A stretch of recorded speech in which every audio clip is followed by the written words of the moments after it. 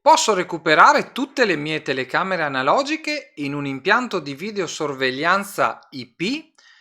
Oggi parliamo di quello che potremmo definire un caso studio. Ciao, sono Davide Marcomini, nella vita faccio l'installatore di sistemi di sicurezza, ma sono anche l'ideatore, fondatore del portale Top Security Advisor e autore della guida antifurbo. Nel canale aiuto l'utilizzatore a districarsi nel mondo dei sistemi di sicurezza. Come dicevo poco fa, oggi vorrei parlare di quello che potremmo definire un caso studio, ovvero un caso realmente accaduto di un cliente che aveva la necessità di recuperare una parte di impianto di videosorveglianza realizzato con telecamere analogiche e di realizzare un'altra parte di impianto che, viste le nuove tecnologie, si è deciso di fare via IP. Come potevano convivere queste due tecnologie così diverse tra loro senza dover buttare una parte importante di impianto funzionante? Le soluzioni ovviamente sono state valutate tutte, quelle di cambiare le telecamere, ma come dicevo poco fa non si volevano buttare, l'investimento era abbastanza importante, un buon numero di telecamere che comunque funzionavano e che comunque garantivano al cliente un risultato per lui soddisfacente. Quindi la seconda soluzione potrebbe essere montare un videoregistratore ibrido, ovvero con un tot di canali analogici e un tot di canali IP, ma in un futuro questo potrebbe essere completamente sostituito. E quindi che cosa si è deciso di fare? Ma facciamo un passo indietro. Di che cosa stiamo parlando? Parliamo di telecamere analogiche, quelle cioè da recuperare. Parliamo di telecamere simili a questa, ovvero la tecnologia di trasmissione del segnale avviene tramite cavo coassiale tipicamente o cavo di rete con i balloon, ma comunque parliamo di una telecamera che ha come vettore di comunicazione il cavo coassiale e parliamo di un videoregistratore al quale sono collegate quelle telecamere che presenta questi connettori.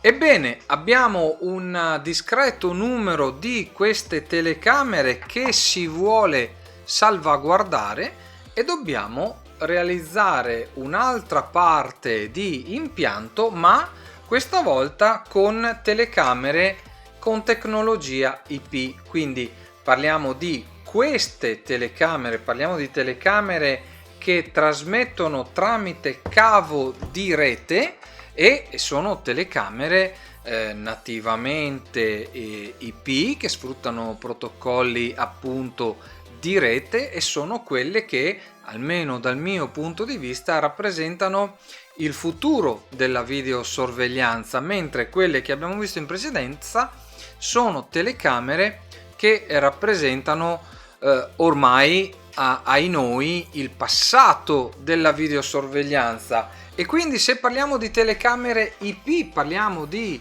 macchine videoregistratori tipo questo, ovvero che comunicano tramite protocolli TCP/IP, quindi protocolli di rete. Come far convivere questi due mondi quindi nello stesso impianto? Si è deciso quindi di procedere all'installazione di tutte le telecamere IP collegate ad una macchina naturalmente IP, quindi ad una macchina di rete, a un videoregistratore di rete, con un numero di canali sufficiente per poter acquisire tutte le nuove telecamere, ma anche tutte le vecchie telecamere, benché queste fossero analogiche.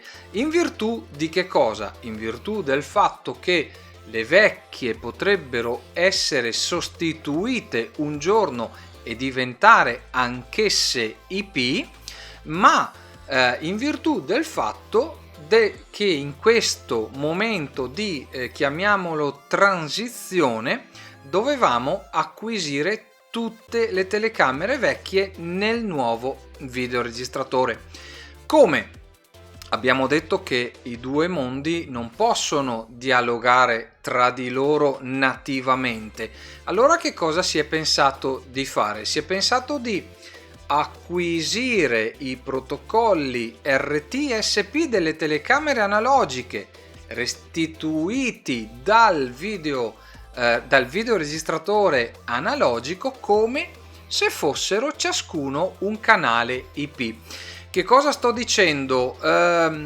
RTSP vuol dire Real Time Streaming Protocol ed è un protocollo di rete, un protocollo che posso acquisire quindi dalla rete, che mi viene restituito dal videoregistratore.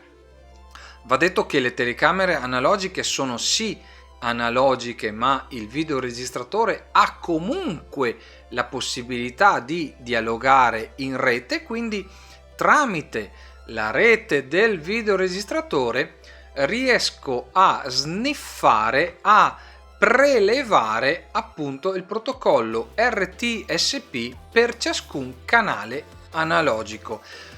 Come faccio a sniffare, a prelevare questo protocollo? Beh, ciascun produttore ha la propria stringa RTSP. Diversamente lo posso fare tramite un software che mi viene fornito da OnVIF, che si chiama OnVIF Device Manager. L'OnVIF Device Manager, una volta collegatosi alla rete, è in grado di prelevare tutti i flussi RTSP delle macchine in quella stessa rete. Perché ho tirato in ballo OnVIF? Perché OnVIF, che è un protocollo, anzi è un'organizzazione che si pone come scopo quello di favorire la compatibilità tra prodotti di videosorveglianza tra i diversi brand. Infatti OnVIF è l'acronimo di Open Network Video Interface Forum. Questo software, appunto, come dicevo, è in grado di prelevare i flussi RTSP delle telecamere analogiche.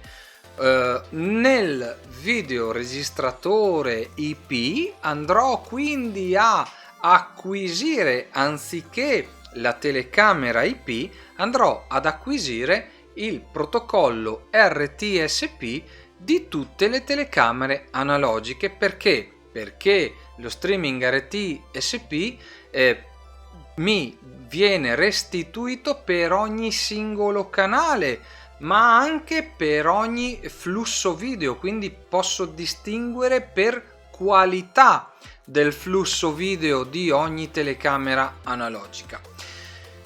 Facciamo un breve recap. Abbiamo una macchina analogica, una macchina digitale. La macchina digitale può acquisire i flussi video della rete della macchina analogica, salvando capra e cavoli e accontentando il cliente, che così ha risparmiato attualmente nella sostituzione di tutte le telecamere analogiche, ma che domani possono essere sostituite e integrate direttamente, questa volta via IP, nel nuovo impianto, nel nuovo videoregistratore di rete. Spero di averti dato uno spunto utile sul quale riflettere anche nel video di oggi. Ringrazio tutti coloro che si sono iscritti al canale. Se non l'hai ancora fatto, iscriviti, spunta la campanella per non perderti gli aggiornamenti che andrò a pubblicare in futuro. Ti aspetto nei prossimi video. Ciao!